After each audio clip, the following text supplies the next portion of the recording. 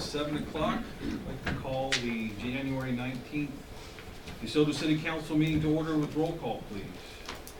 Lane. Here. McDaniel. Here. Murdoch. Here. Ritter. Here. Walker. Here. Thank you, council. Okay, I'd ask you all to rise and join me in the Pledge of Allegiance. I pledge allegiance to the flag of the United States of America and to the republic for which it stands, one nation, under God, indivisible, with liberty and justice for all. Our first agenda item tonight is to present a property beautification award to Mark Schneider at 33165 West 84th Street. Linda? Mr. Schneider. Yes, ma'am. Oh, yay.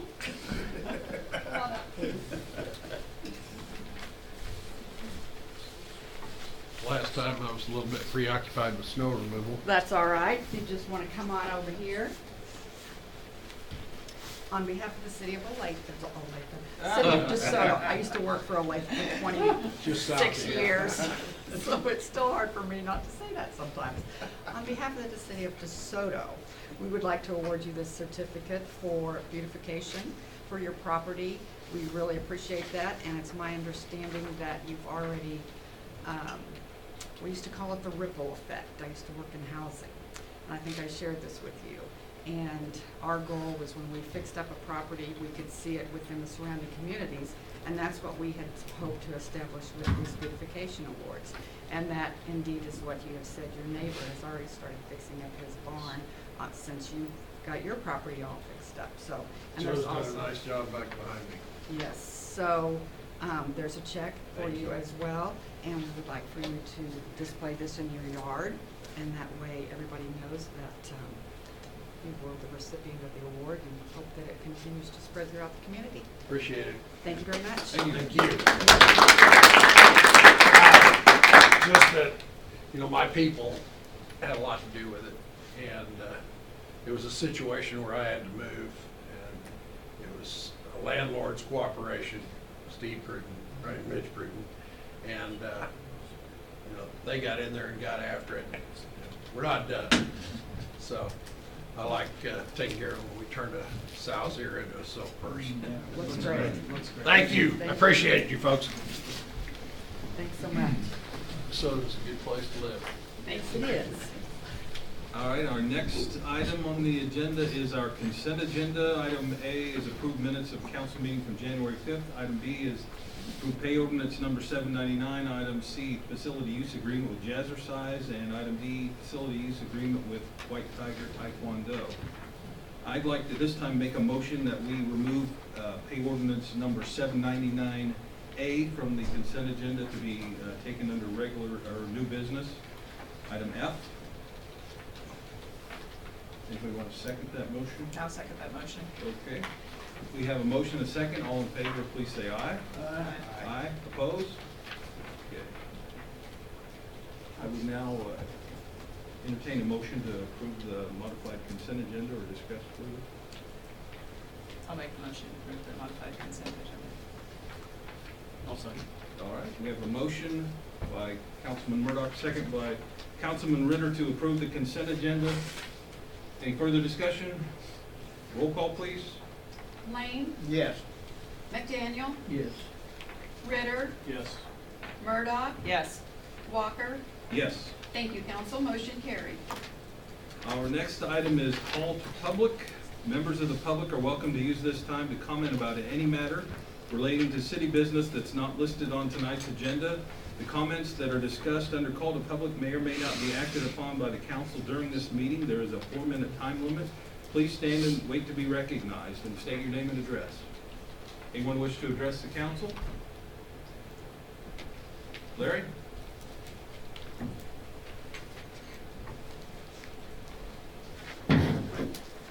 Thank you. I'd like to inquire if anybody has contacted the owners of the house down the street from me for any reason. Anybody made any contact with them? Yeah, I don't know if Patrick, were you in the loop on this? This No. week, we initiated some zoning enforcement to get rid of a couple of vehicles that had been on the property for. Well, that, not while I'm here, but Okay. I'm talking about getting rid of the building. It's at Yeah. 32315 West 91st Street. Down the street, about 2 houses down from me. The same one we've talked about. Yes, same one I talked to you about in the past.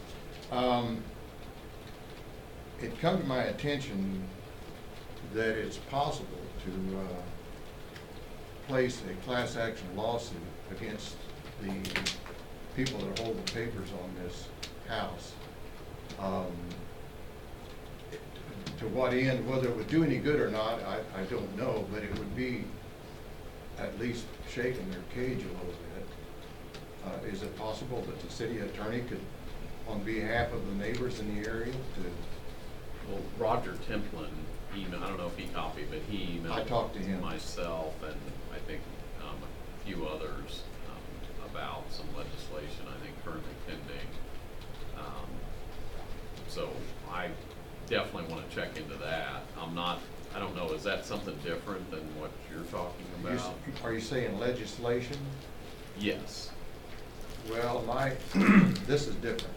This would be a class action lawsuit representing the people that I have on this list, the petition that I had signed from the people that live around the building. Is that possible? Could we do that? You know, on the ordinances we have currently on the books, and I think we've sort of talked about this before, the things that we have the power to address, you know, weeds, you know, junk in the yard, all of those are tied back to rodents or, you know, for example, nauseous smells.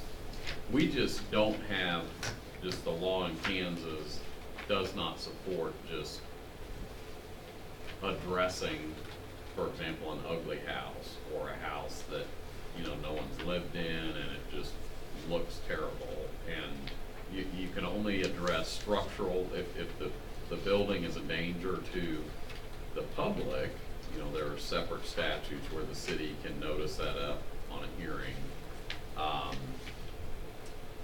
But if there aren't any of those code violations, just the fact that the house is sitting there empty and is an eyesore is really not a basis for the city to take action. So, and this class action thing you're talking about,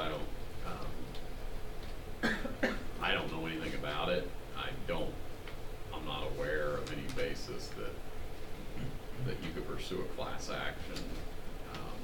I guess, are you talking about this house is bringing down our property values, so we have been injured, so, yeah. Yeah, and it's obviously full of pests. I mean, it's been sitting there empty for 8 or 10 years.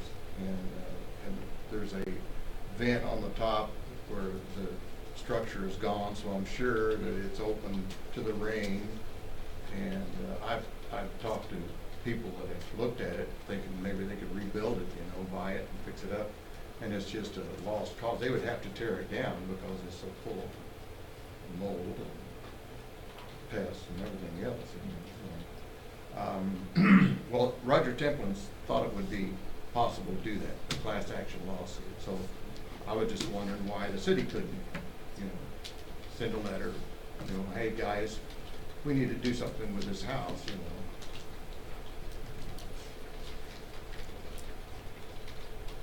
I'm happy to, you know, meet, I'll be here tomorrow if you want to come by, but again, I think we need something to go on that we can specifically point to say that this violates a city ordinance.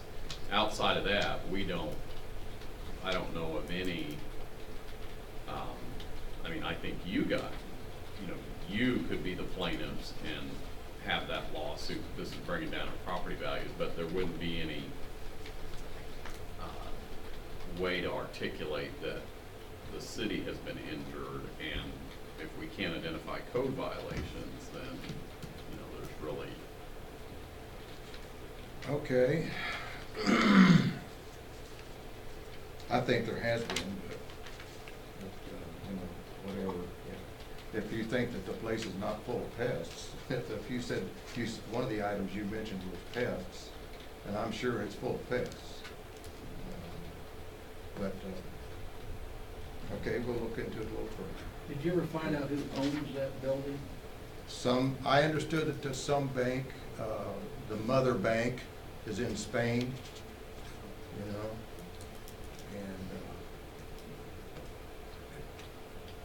and if I was a lawyer, I would send them a letter and say, you know, you gotta do something with this house. What do you suggest we do, you know, do something. You could write them a letter, you don't have to, threaten them, you know, just let them know that we're concerned about the house, we need something done about it. If they're in Spain, how are they gonna know what the laws are here in the United States? as Patrick, far as I can- Can Or we in our check to city. see if the taxes have been paid on that property? Sure. Could The you do bank's that? Yeah. paying the taxes. Yeah, if you guys are fine, I can, you know, meet with Mr. Inman and, you know, at least report back to you on, you know, what I think And if the can be taxes have done been to paid? try If it's to. been that vacant that long, maybe somebody's not paying the taxes on it. I can't get anybody to communicate with them, I can't communicate with them, so who knows what's going on, you know? We have issued, We have issued code violations. code violations to. Yeah, these were, to my knowledge, the vehicles was the only one outstanding right now. If there's, you know, we can take another look at the property. If there's an actionable violation, we can certainly keep the pressure on. And I don't think we would mind sending a letter to our bank contact. It hadn't been in Spain, it's been somewhere in the States, but not in Kansas. Well, the bank that holds the papers here in the States, but it's owned by. Yeah, right, right. Subsidiary. But, you know, we'd be happy to, I mean, from a code enforcement, send a letter, you know, just an informal thing, that just asking for some, because there is a history of violations, and the bank has been at least partly responsive to correcting whatever violations we sent. It might not be out of order to send them and just asking, hey, it's been vacant, we continue to have code enforcement problems. What's the plan? Where are you in the process? At least get Exactly. some information. Some out kind of of it. communication with Be them. happy to If you do just, that. if you don't communicate with them, they think everything's fine, it's just like any other situation like this, so. And I would if suggest some kind of communication. there is a roof vent that a hole is opened in the roof, Yeah, that would that be might be. that is a code I mean, Yeah. that's a structural issue on a. I haven't been property. inside the house, but if you drive by it and you look up on the roof, Yeah. there is, you know, one of those vents that has the whirligig on top, Right. that's gone. Wind And turbine. there's a hole this big Yeah. around. So, I mean, that would be probably an actionable structural issue with the property. That would be another reason to inform the. Right. Okay, Okay, I appreciate your time, thank you. thank you. Larry, can I get your phone number real quick? Yes, 913-585-3495. Okay, great, thanks. Okay, anybody else under call to public? All right. Seeing none, we will move on to item 3A, discuss 2017 CIP projects. No, that's tabled until February. Yeah, council, we're gonna need just another couple of weeks to work on All right, do you want to, do we need a motion to table, or is it it. enough that We'll we just said? keep it under old business. Okay. New business, number A, consider request from DeSoto Historical Society for waiver of rental fees for the community center. Yes, council, Darrell Zimmerman is here to represent the Historical Society. Kathy Ross had a conflict this evening with, I think, a grandchild's birthday party, which I don't think anybody would argue is more Yeah, important. it's not, don't need to identify myself as not being Kathy. Last year, is my understanding that the rental fees, or no, I'm sorry, the Historical Society has been meeting at the Tri-Century Bank, free of charge for a while. That room, they're appreciative of that, but it doesn't really suit their purposes very well. So Kathy asked if she could have rental of the community center, the cafeteria room, for a monthly meeting, 11 monthly meetings this year, for a couple of hours apiece. I thought that it was appropriate for the council to consider that request because it wasn't something I was comfortable just granting or not. They are a local civic organization. They're a 501c3 nonprofit organization with a civic benefit to them. So I suggest in the staff report that we have a number of these items, kind of special circumstances with use of this facility. And some people pay the rent, some people don't, some people pay a little bit less than others. We've got different organizations using storage space throughout the building. There's just a host of sort of policy type questions that have been made on a case-by-case basis over the last 20 years or since we moved into this building that probably need to have some continuity put to them to some degree. And we've talked before about an overall facility plan for this building, in terms of what's the ultimate plan for the space and do we want to renovate and how much is that going to cost, but then also in terms of what are our policies regarding alcohol in the gym and custodian charges for this and that. So we've had some of those discussions in the past, but I think there'd be a benefit to having a comprehensive overall policy discussion about all of that.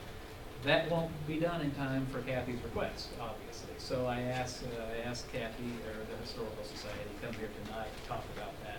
My suggestion is, rather than making a one-off policy decision here about this particular request, and setting some sort of precedent that might need to be unraveled in the future, I encouraged the Historical Society to go ahead and make a donation request for a charitable contribution from the city. And I attached to the staff report our donations policy and a blank donation application form. And Daryl has provided me with a copy, a completed application form tonight. And I'm sure he's ready, willing, and able to discuss the specifics of that request. The room rental, they meet 11 months. They don't meet in December for a couple hours at a time. So it works out to $440 worth of room rental fees that they're asking for. So I think you see the $440 on that donation application, but it looks like since they're going to be doing it, they've asked for $1,000, which is our maximum. No one can blame them for doing that.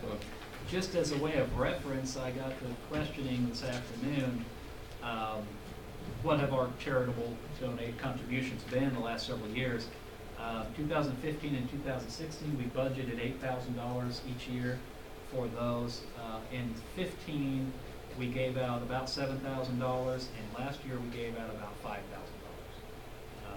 So just for comparison, this year we have budgeted $7,500.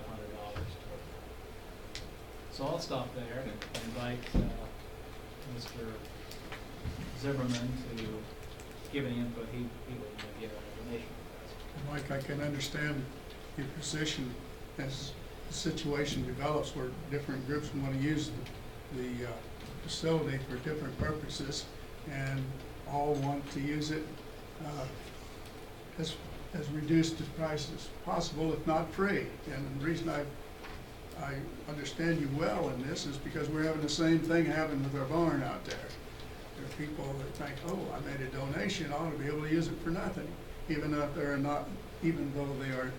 not-for-profit group. So I understand where you're coming from on that. Whatever you can do for us, these are things that, many of those are things that we have done this first year that are listed there in the amounts, proposed amounts that we would expect to spend on them. But, and there are some additional ones there. We have no real means of making any real money. The calendars that we sell, it's pretty much a break-even thing. And speakers are getting more expensive. We had one that was from the Humanities Council of Kansas, and I don't know whether that's even going to be available in the future with our tax situation in the state. But we are requesting the $1,000, and it's kind of a turnaround thing here as the $440. While I'm on that, I don't want you to confuse the two issues, but we are really looking for a permanent room somewhere, hopefully it could be here at City Hall, where we could archive material. It's not a museum where you're gonna have artifacts on display and all of that. It's mostly photographs and printed materials and copies of newspapers and items that people could do research on to further record the history and put it in chronological order, and it's quite an intriguing process. One of the things mentioned here is we're gonna update the DeSoto historical book that started out with Dot Longstreth. It's been 10 years since we did that, so we got another 10 years of history under our belt. So those are some of the things, but it's really important to have these materials in one place. And Kathy's house is getting pretty stuffed full of all these folders and materials and so forth. So anything you can do for us, if you have questions, I'll try to answer them. I think the papers you have before you pretty well cover what our needs and desires are. Okay. Council discussion? Ron? Well, that's fine. I think we need to do something to help them at the present. My thoughts are this, and maybe I'm way out of line, but we have the fire station building uptown. I don't feel like the fire department needs the upstairs. I just feel like one of those rooms up there, preferably the east one, would be an ideal place for them to have a permanent place to hang their pictures and have their meetings and do that sort of thing. Maybe I'm not looking at it right, but we've got that building up there, we're spending a ton of money fixing it, and they have 2 firemen on duty. I've brought this up before. I don't know why they need 8 beds. I don't know why they need that upstairs. I've argued with Bob about it, but I think we need to look at in the future of making that a permanent place for our historical society, because who's going to use that room? I know we're fixing the back of it so you can get in and out of it, and have the front, the stairs that go up to the front. So that's just my thoughts of what we might be able to do down the road. You guys can think about it. Well, I think I agree with that. I think now that they've made changes to that fire department, they'll have volunteers and no part-time staffing places to sleep. It's probably, that need is probably reduced. And but only one concern would be ADA. How you going to get people up to the third floor? A lot of those people are elderly, Ron. They can't get up and downstairs. I don't think there's any ADA access to the front floor. But I like that idea. I The think back end could be done that way. It was that way at one time. North side. Comments or about the donation request or thoughts on? I think it's a worthy cause. I think it's something, if we have the money to be able to help them, and this is what our funds are for. My one concern is the way the policy reads. To me, it's kind of not supposed to be taken care of, what's the wording, operational expenses. But that's kind of what the rent would be, is an operational expense. I'm not trying to be picky about it, really, it's, but I think we should give them something. But whichever way we give the money, it doesn't really matter, as long as we help them in some way. Okay. Danny, any comments? Yeah, I'm in favor of doing all we can to support their causes, and I like that idea of maybe if there's something we can do when we get that thing solvent up there, and make sure it's a good place for them if we have to do a ramp on the back or something to complete ADA compliance, to get them in and out of there at a convenient place. That would be a good idea for that building too. But in the meantime, I want to help them all we can. So I know that this is not a permanent solution to our hall down here at Community Center, and it would be a good move for them if they figure that they've got the facilities they need there. and I'm in favor of helping them out every way we can. Thank you. Okay. I'm also in agreement, so I guess with that, I'd make a motion that we would approve the donation request to the DeSoto Historical Society for $1,000. I'll second the motion. Lori, second that. Any further discussion? Roll call, please. Ritter, Yes. Lane, Yes. McDaniel, Yes. Murdock, Yes. Walker. Yes? Thank you, council. The motion carried. Well, thank you very much for your action. And Ron, one of the things that isn't mentioned here is that we're planning on doing some oral histories, some tapings of people, us old folks. So we should have started this a long time ago, but it was brought to my attention that one of the history teachers that actually had a classroom, I think, about in this same spot, Jim Peterson. He's now deceased, but he did tape recordings. His students did tape recordings of people in the area, and I think we've got those located. Oh, really? That's a start for us. But, okay, We'll well, have a thanks Walkman again. if you need something to play the tapes in. Okay. All right, thank you very much. Sony Walkman, that still works. Number 4B, consider water and sewer rate adjustments for 2017.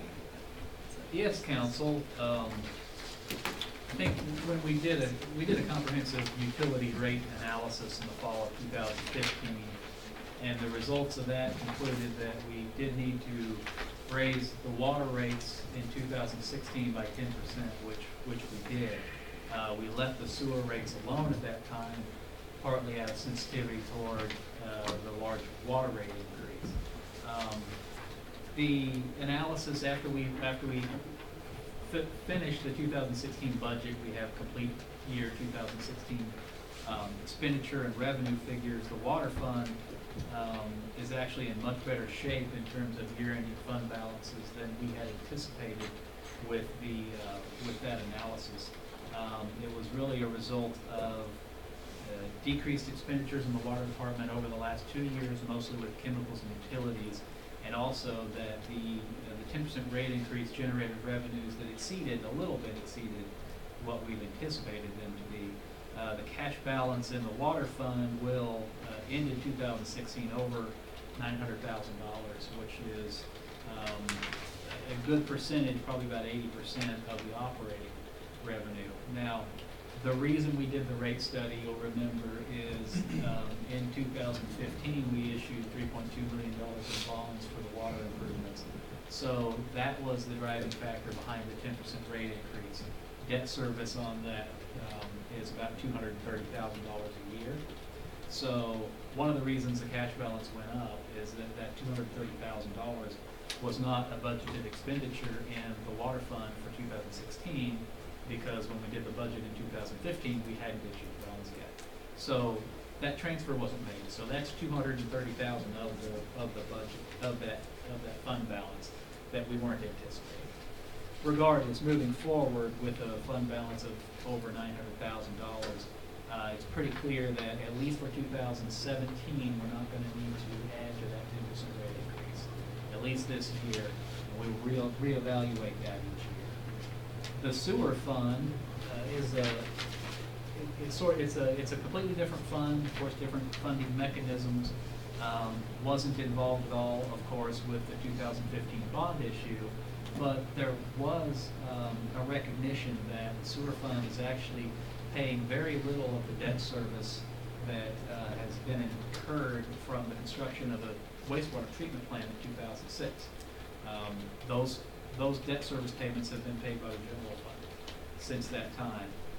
And we realized that when we did it, and we've realized it, every year since, that sewer fund just can't support that debt service. But what we did decide to do in 2015 was increase the amount, the proportion from $70,000 to double that to $140,000. So in looking at the sewer fund health year-end fund balance for 2016, it ended the year at about $255,000, which is about 57% of operating revenue, which is a good, healthy balance. But when we start increasing that debt service payment, it looks like that fund's gonna be decreasing by more than what we would be comfortable decreasing. So I'm recommending that we increase the sewer rates by 5% this year, so effective for 2017, and then do a similar relook at the overall projections in the coming months and in the fall. The staff report came with it, the projection tables for the water and sewer. I know you can't read those numbers, but it kind of looks like that for the water, and it looks like this for the sewer. These were the same ones that were in the 2015 rate analysis. So these are old. I'm updating those now, but it's pretty clear the water fund won't need a rate increase. Pretty clear the sewer fund will need at least a 5%.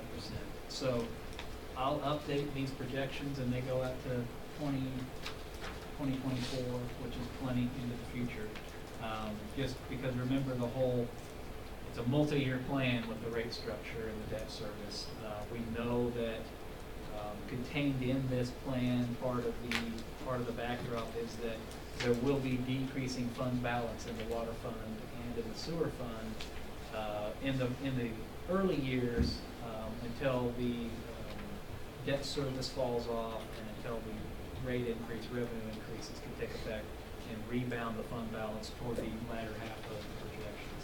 So decreasing fund balances year over year are planned, and we'll just need to keep a close eye on those projections. So I'll invite you to ask any questions you might have, but proposing a 5% sewer rate increase. There is a structure there, proposed rate structure on the second page of the staff report. You don't need to do anything at this time. We have the fee resolution adjustments are a later item on the agenda, item 4D. So if you're okay with that, just pass the fee resolution at that agenda when we get to that agenda. Questions from council?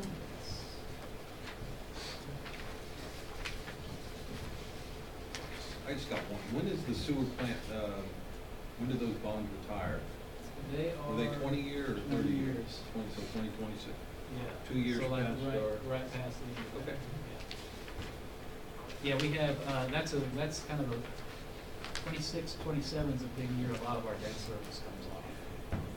We can just hold out that long. Just around the corner. Just around. Just it'll be here before you know It it. really will be. Just like 2017. Whoever thought. Mhm. Thought we'd be here. Okay. Everybody okay? Well, what would that, I know that's like 73 cents difference on the bill for 5.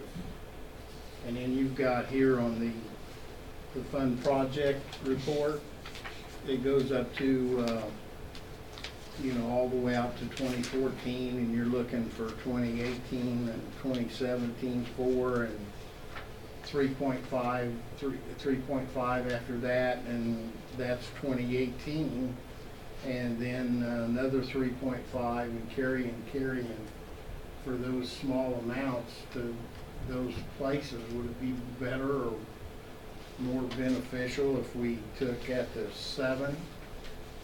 We took to then maybe in the next year budgets we could not have an increase yearly for 2 years, or Yeah. am I thinking not right on No, this? I mean, that's correct. I mean, if we double it this year, chances are we might not need one the next year. But I would characterize, we have those projections going off into the future, and they're in the 3s, and there's one of them that's in the 4%. Yeah. When you get into the 3% range, that's essentially an inflationary type number. So, if you do regular inflationary type rate increases to just keep up with inflation. Now, I know inflation's been near 0 here lately, but within this analysis, I'm assuming that the prices in the out years, our costs of providing the service will increase by an inflationary factor. So basically, those inflationary numbers are really just a reflection of inflationary cost increases in the out years of the projection. But then if the water kind of switches like you said, and we have less there.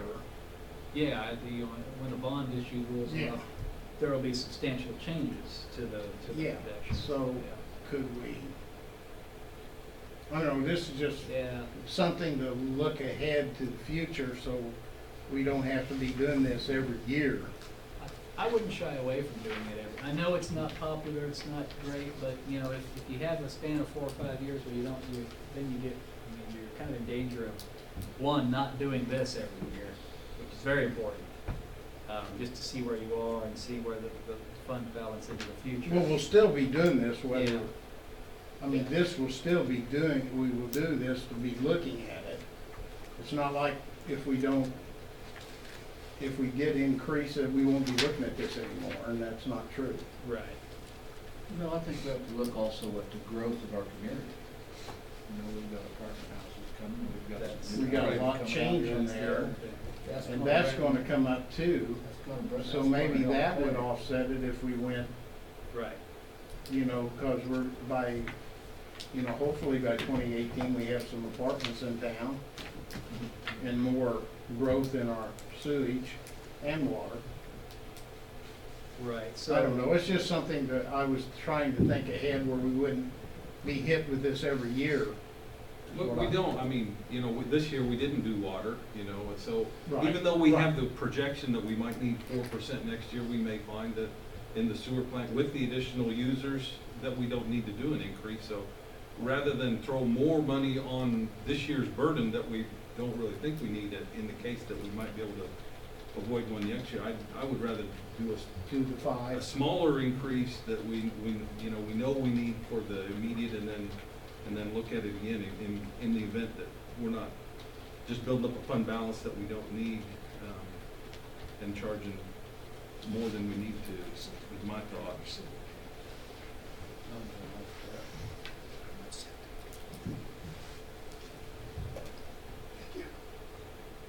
a million different ways to do it.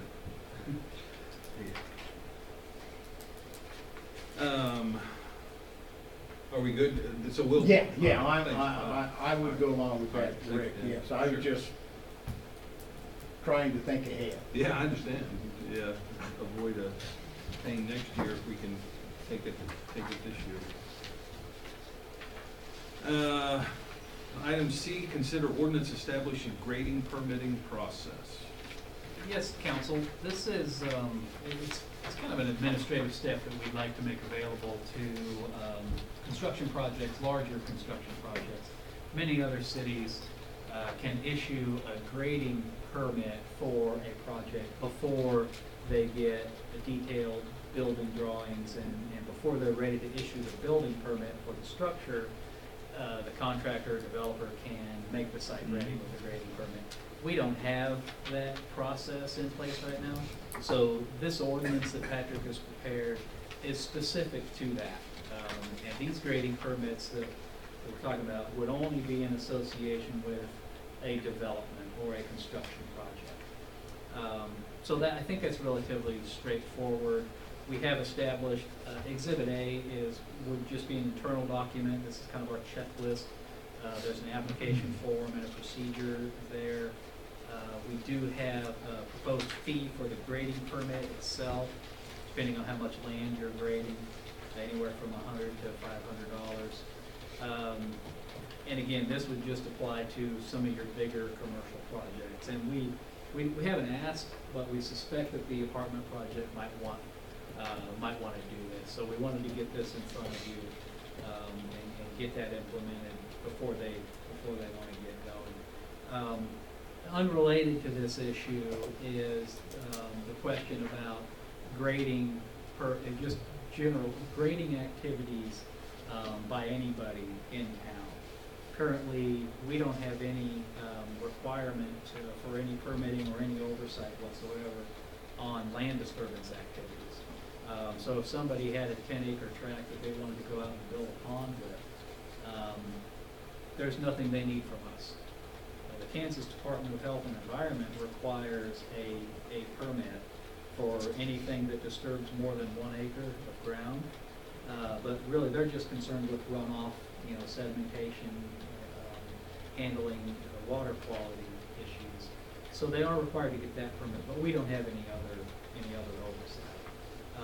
So we're gonna take that up with the planning commission here in a couple of weeks and see what their thoughts are on it. Might come up with a text amendment to address that. But tonight, this wouldn't impose that at all. This is the first step. So, did that confuse everybody? I love it. I mean, I think it's a great idea. I don't do that many private development, but I know that in the past, when I was involved with that, that was always a benefit to be able to, you finish the grading plan, you could get this permit early, and while you're finishing the rest of your plan, or the building official is reviewing the rest of your plans, you can actually be out there working, starting to moving the dirt and getting stuff ready to go. So it helps the person developing the property owner to get the project moving ahead a little quicker. Hey, Brett, can I? Yeah. Would this not be the time also, when we establishing an ordinance like this, and I don't know, Pat, that we put something in there about if a penalty clause, if they don't do the fees before the actual occurrence occurs? I noticed that there wasn't anything in here that would hold them responsible for doing something or moving this stuff without this permit. Should we not have some kind of control if they, Is that not covered by what we passed? Yeah, this earlier? is this amendment is adding this to the city code, and the city code has a catch-all that if you I'm violate sorry, I anything. didn't know that. But Okay. good point though, because I was looking on the proposed fee resolution. I know we have, on a prior occasion, we indicated that if you start doing work before you get a building permit, you pay double. So we may want to add this grading permit. I don't know what you think about that, Mike. Yeah, I agree. I thought, are you looking at the fee resolution? Yeah, that's what For some reason, I didn't get a hard copy. yeah, it's on page 1. Footnote 2 says any and all applicable building permit fees will be doubled if the building inspector determines the building or construction was started before issuance of the permit. Since this is a resolution, if you just want to direct me when you take this up to include in there this Okay. permitting, this grading, I think that's Well, good. Patrick, Thank the you. I'm grading sorry. permit fees are on page 2. Right. Oh, because maybe we just want to footnote Maybe you footnote that, yeah. that section. Yep, that'll work.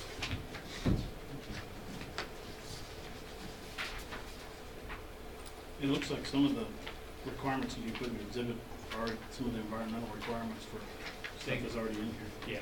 Yeah, they're KHE stuff. Council, the ordinance number, if you choose to pass it, is 2412.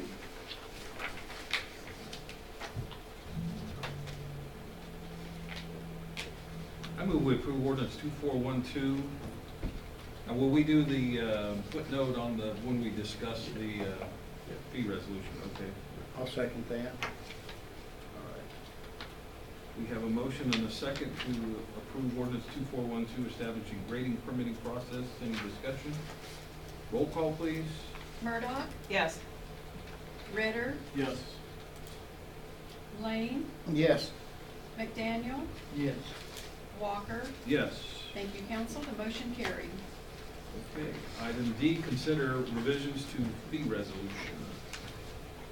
Yes, council, that's what we were just talking about. The changes include the sewer service 5% increase, the land disturbance grading permit fees. We've removed, there was an option for an 1.5-inch water meter on the system development fees. I think it's one of the last pages on. we don't offer an 1.5-inch water meter, so we're just gonna strike that from that table. And then the sign permit fee, we doubled all those, most of those fees several months, the last time we did the revision, we just missed the sign permit fee, so we'd like to increase that from $25 to $50. And that's it for the changes. They're redlined on that, on your staff exhibit. And then if you want to approve that, then direct Patrick to make that footnote on that section for page 2, doubling the fee for work started without a permit.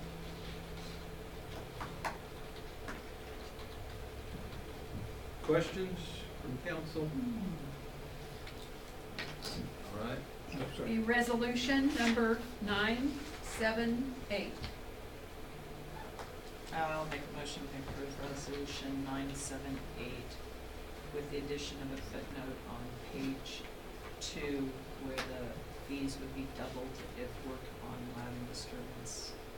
Is that what it is started before the permit is issued? Any motion? I'll second. Motion and second. Any further discussion? You ready, Lana? Roll call, please. Lane, Yes. McDaniel, Yes. Walker, Yes? Ritter, Yes. Murdoch. Yes. Thank you, council. The motion carried. All right. Item E, consider lease agreement with Murphy Tractor for new loader. Yes, council, as indicated in your packet, at the time the packet went out, I had sent proposed revisions to this agreement to address cash basis law. Those have been addressed now. If you look, it would be the 4th page in. This is an amendment that John Deere agreed to, and if you look, it changes the governing law, will be Kansas, not Iowa. And also, the most important thing is this is acknowledging that the Kansas cash basis law applies, and that's important because the lease, I believe, is a 3-year lease. And because of that, essentially by entering into that without language about that this contract is limited by cash basis law, it could be viewed as we are indebting the city beyond the budget year. And that's something that Kansas statute says that the governing body cannot do. I'm comfortable with the language, would just ask that the mayor or city administrator be authorized, maybe the city administrator, there's several documents that need to be signed that may, like one of them is when we already have the equipment, but a motion to authorize signing by the city administrator as written will take care of things, and I'm happy to answer any questions you have. Questions from council? Motion? I'll make a motion, we authorize the city administrator to sign the lease agreement with John Deere as written. I'll second that. All right, we have a motion and a second. Roll call, please. Walker, Yes? McDaniel, Yes. Lane, Yes. Yes. Ritter, Murdoch. Yes. Thank you, council. Motion carried. Okay. Next item, pay ordinance 799A. Are you gonna leave, Kevin? Yeah, I can leave. All right. Yeah. Is it 799? Well, it's 799, the number was A. Right, It was agenda- 799-A. right. Well, I'm a little bit, so did you approve 799 in the consent agenda? That's right, It's that's only correct. A that was removed. That's Okay, correct. my apologies. Thank you for clarifying. We have a check to the DeSoto Chamber of Commerce for the underwriting the annual dinner and a check to the EDC for the first quarterly payment. Okay. make the motion to approve agenda item 790, or pay ordinance 799A. Okay, I'll second. motion and second, roll call please. Just 1 second, let me grab that.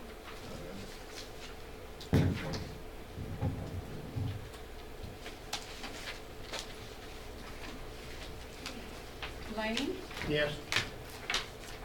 McDaniel, Yes. Walker, Yes, Murdoch. Yes.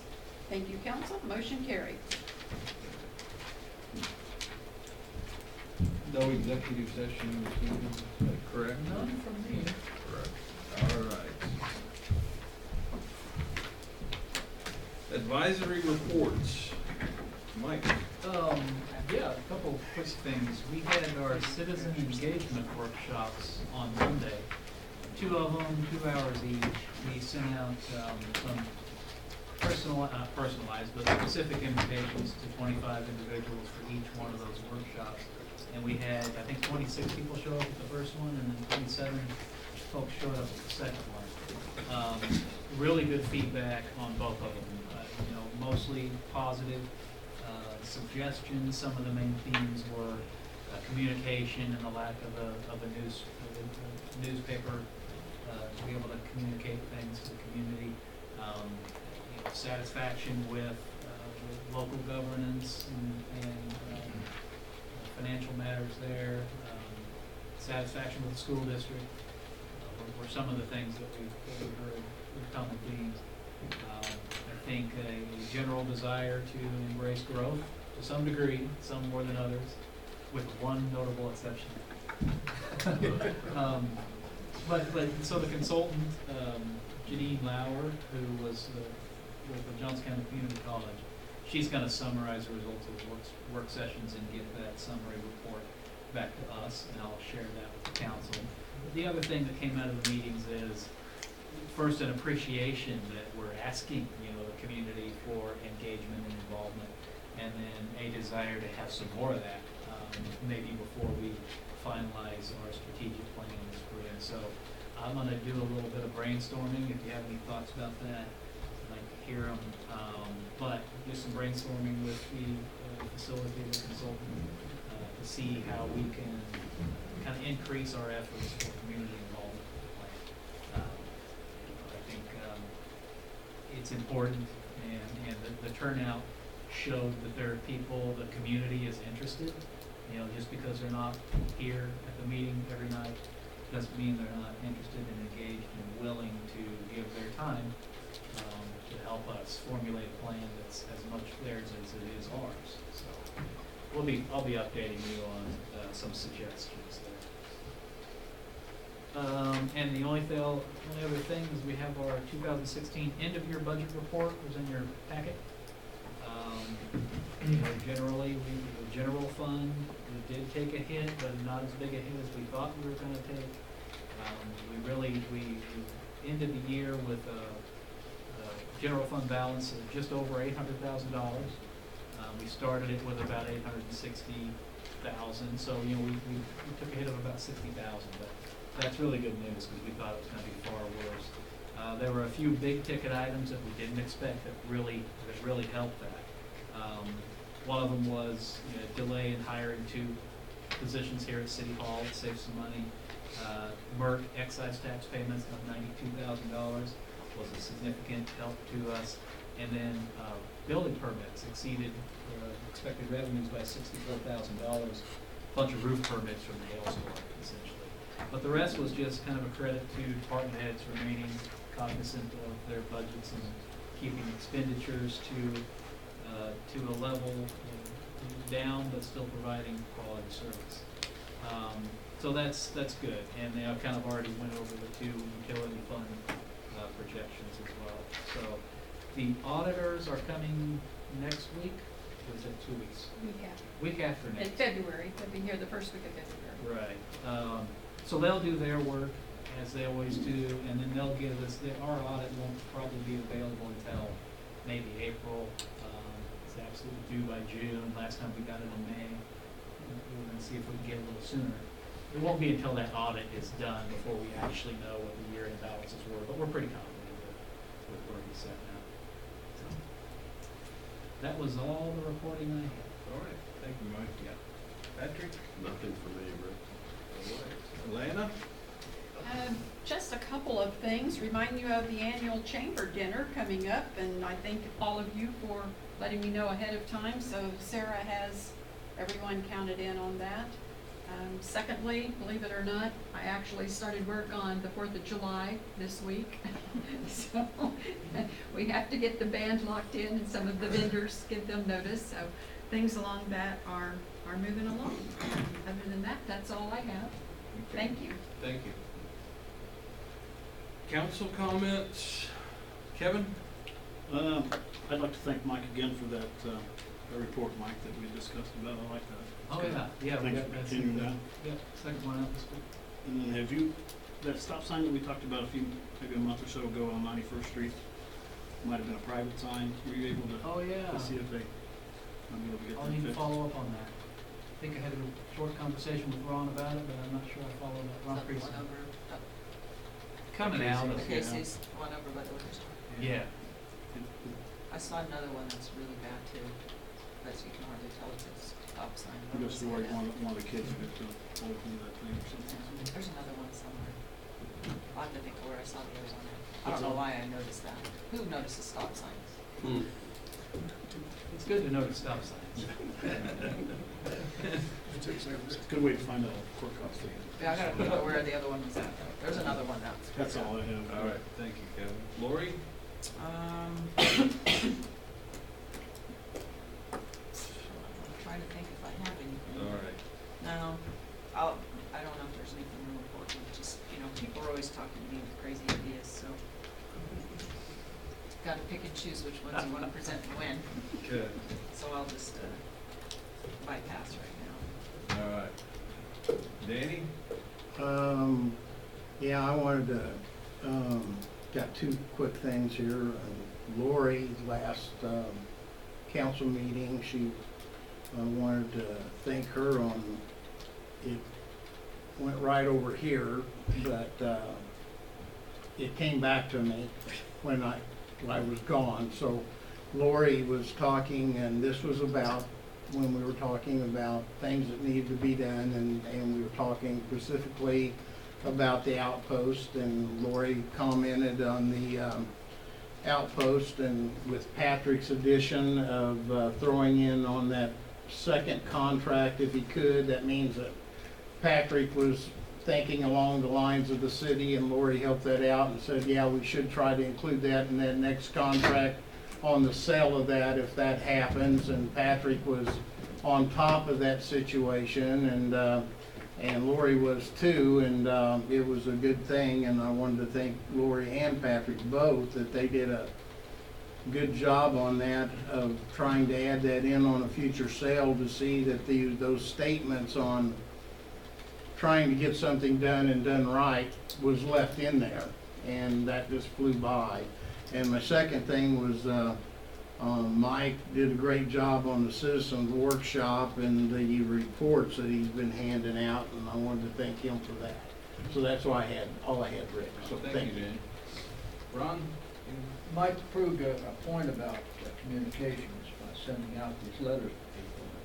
And probably 51 or 2 people showed up, half and half. And I sat and took notes of the people in the morning class, even with both of them. But one of the things is communication, they all talked about. Now, when the lady said, what do you people all think about the grocery store? Do you like it? They all raised their hand, every one of them. But the communications was one of the things that really showed up. And I don't know how we're ever going to do it, but we're going to have to figure out something pretty soon about how to communicate with the citizens in this town, because number one, they brought up about sidewalks. We need to have a program for sidewalks. We've had one for 3 years. Right, we need to get the message out. Yeah, and people Right. need to know about that, and we need to have a street project, and there's just lots of things that we're working on that they know nothing about, and we have to communicate. So I don't know if it's soon, but figure budgeting enough money where we can send out a letter once a month to the people that in this community. How many did you say there were that would go out there? You have a figure? Yeah, so, remember Rose was here, before the first of the year, we talked about Community Magazine. We're gonna come back with you at the next meeting with a proposal from her and also some pricing on a city-generated newsletter that will be mailed. The post office, Lana has been working with the post office on that, and they have a way of breaking out by zip code how many postal addresses there are. It turns out there's about 3,000 in the 66018 zip code, and the stamps, of course, are 49 cents.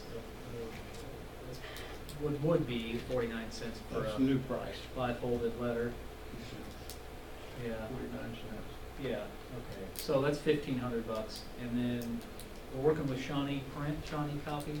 Shawnee Copy Center, Um, Jim Shippey. Some sort of a two-sided glossy, sort of a newsletter thing. It's about 70 cents.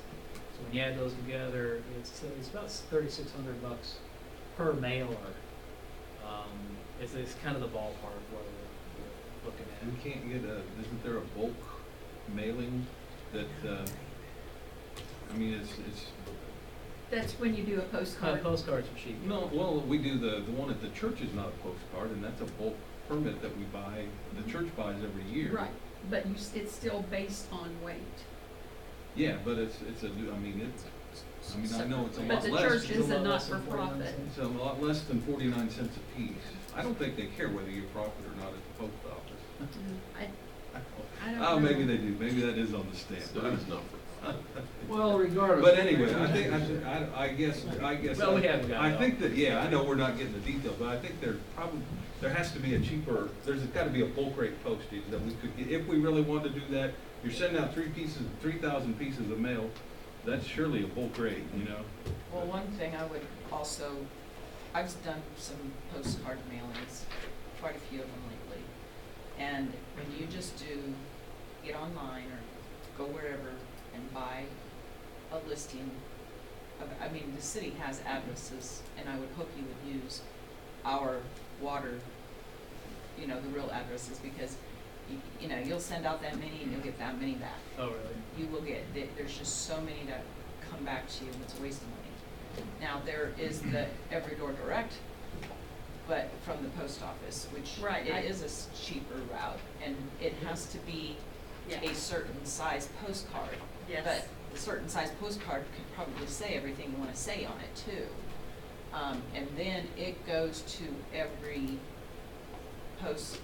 home or whatever in the area. So any new one, it's gonna go there. The problem with when you get, when you buy addresses, they're not up to date. In 2 weeks, you may have a new house in the area, and you've already missed people, and a lot of them come back. So just be careful on how you Right. do the address A mailing. lot learning, you know a lot more than I do. Yeah, I've done quite a few, So and I've had quite a few come back, so we'll I've do learned some how to more do it the learning right here way. in the next Yeah, week or so. and that's what I found out too, and I was telling Mike today about the Every Door Direct is not all it's cracked up to be after I got online and started reading it. And I mean, it's good in some respects if you're a marketing company, but as far as our newsletter and the parameters that you would have to follow, I thought it Each was little postcard is a particular size. It's not a small postcard, it's, probably like, it's what people are gonna see, that it's postcard, that size. Front and back, and it just, Yeah. they're printed for that, and then you package them and take them to the post office. Keep working on it. Well, anyway, that was one of the In my things spare that time. really stood out among all the people that I sat there and listened to. And, they want more houses and they want the city to grow and they want more things for people to do, and it was really a good meeting, I felt like that. All right. Well, I don't have any, I had some other ideas, but that's another, it's kinda like Lori's, mine were probably crazy, so I'll save it for another time. So with that, I would entertain a motion. I make a motion that we go home. All right, I'll second. all right, all in favor? Aye. All right, we are adjourned.